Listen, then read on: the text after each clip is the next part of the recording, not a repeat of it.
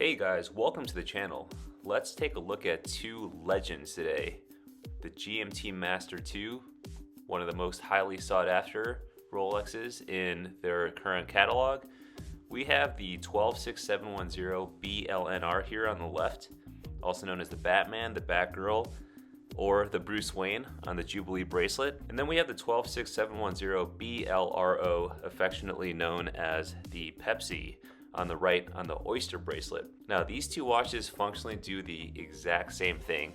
Of course, they tell you the time and the date, but most importantly, they also have a GMT function, which means they each have a 24-hour hand that tells you a second time zone.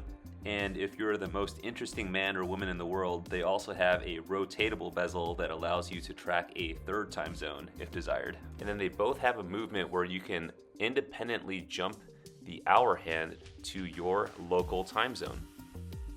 So if you're cross-shopping either of these models, you've come to the right place. If you are here to just take a look at these two models side by side casually, you've also come to the right place. So without further ado, let's dive into the full review and the comparison of these two hot watches. So first of all, let's take a look at some of the release history of these two models. Now the BLNR is the first two-color Cerachrome bezel GMT Master 2 that was released. Prior to that, there was a all-black model, which is still very coveted, but the BLNR first came out in 2013 with the reference number 116710 BLNR. And it was originally offered on the Oyster bracelet, and that all changed in 2018 when Rolex actually decided to offer this model on a Jubilee bracelet as well. And that was when the Batgirl, Bruce Wayne moniker kind of came about. Now, interestingly, Rolex made the decision to bring the 126710 BLNR back on the Oyster bracelet in 2021. So now you could still buy the Batman on the Jubilee, but you could also opt for the Oyster option. You know, granted that you could find one at an authorized dealer. And I think a lot of customers really enjoyed that. There's strong preferences for both of these models on either side. So it was a great decision by Rolex overall. Now, let's discuss the release history of the ceramic Pepsi, because I think it's a really interesting one. In 2014, Rolex came out with the first ceramic bezel Pepsi, but it was exclusively offered in white gold, which kind of alienated a lot of customers, being offered in precious metal only. But a lot of their prayers were finally answered in 2018 when Rolex released the first stainless steel Pepsi. And the rest is really history. I mean, what can I say? It became a very hot, very popular model shortly after its release. All right, real quick, what do these watches share in common? They're both made out of 904L Oyster steel. They both have the same movement inside, the 3285 caliber in-house Rolex movement, -2 + 2 seconds per day, superlative chronometer, 70 hours of power reserve, and a GMT function.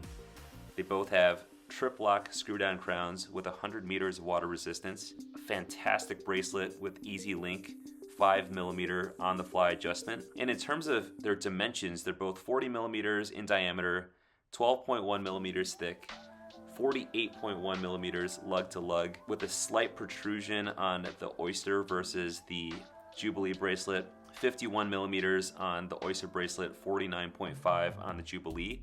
And they both have a lug width of 20mm, which is very agreeable for strap changes or bracelet changes, whatever suits your fancy. All right, now let's talk about which of these colors might be more suited for you. Obviously, this is a highly subjective area here. There are strong sides. There's Team Pepsi, Team Batman, but we're gonna try to look at this with as an objective lens as possible. Now, I own this Batman personally, so I'm gonna be a little bit biased towards the Batman, but there is no denying the Pepsi is the most historically significant. I mean, it is the most similar to the original GMT Master released in the 1950s. There is no denying there's some serious continuity here, and it stays true to its original form. And the colors on this ceramic Pepsi are kind of reminiscent of that Bakelite bezel, that sort of more muted sort of coloration of the original GMT Master. It's definitely more muted than the previous generation, the aluminum bezel generation, but I think it's a nice, muted, understated tone. As I pointed out in previous videos, the blue can be a little purplish and the red can be a little pinkish depending on if you have like the Mark I, the Mark II version of the Pepsi bezel, but it was a very hard manufacturing process for Rolex to get it exactly blue, exactly red, but some people really like this shade and it really is reminiscent of that Bakelite look. Now, for all of my Team Batman people out there, there is a lot going for the Batman as well. I think what the Batman really brings to the table, being the first bicolor Cerachrome GMT Master 2, there is something to be said for that. It is sort of a pioneer in its own right, and I think the black and blue is kind of a cleaner format. You only get two colors and it presents itself very well, and it's a very stark contrast between the two colors. And I actually live in LA, so it's sort of a Dodgers color for me personally. And I just think that the Batman, the black and blue, dresses up a little bit more just because it's more of a neutral color tone, especially on the Jubilee bracelet, whereas the Pepsi, with the multitude of colors, presents itself as a bit more of a casual, sporty watch. But in this day and age, if you have a mechanical watch, if you don't have a smartwatch, you know, you're pretty much already good. You're in the clear for dressing up with any mechanical watch, essentially. You know, people are wearing Submariners with suits and Panerai and whatnot. So I think you can absolutely still dress up the Pepsi. You know, we're really splitting hairs here when it comes to comparing the versatility of both of these pieces.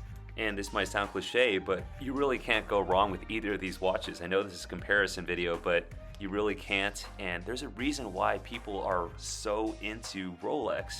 It's more than just the hype and the prestige. I mean, those are certainly factors, but they're very wearable, they're very versatile, and they're very practical. And they kind of toe that line between sports and dress perfectly in a lot of their models. And when you look at the competition, there's really not a whole lot of other models that compete with the Rolex GMT Master 2. You have Omega Planet Ocean GMTs, which are prohibitively thick. And then you have Tudor GMTs, which are on the thicker side as well, but they're more situated in just the sporty tool watch category. I mean, of course, you have Grand Seiko as well. They make some excellent GMT watches in this price range. You have, you know, some Panerai GMTs. Now, within Rolex's own lineup, you do have the Explorer 2, which shares the same movement as the GMT Master 2, but it is at 42 millimeters, which is on the slightly larger side for a lot of folks. And you have some watches from Omega that have a jump hour function, but without the GMT complication, so it's still very convenient for traveling. But outside of those, you know, you're really only looking at a handful of other brands, some micro brands. So anyways, guys, before I continue to ramble on, I really appreciate you joining me here today to look at these two excellent watches.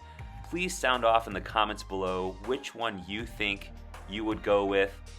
Is the GMT Master 2 the ultimate traveler's watch? Is there anything that can compete with it? What would you like to see from other brands in the future that could rival the GMT Master 2?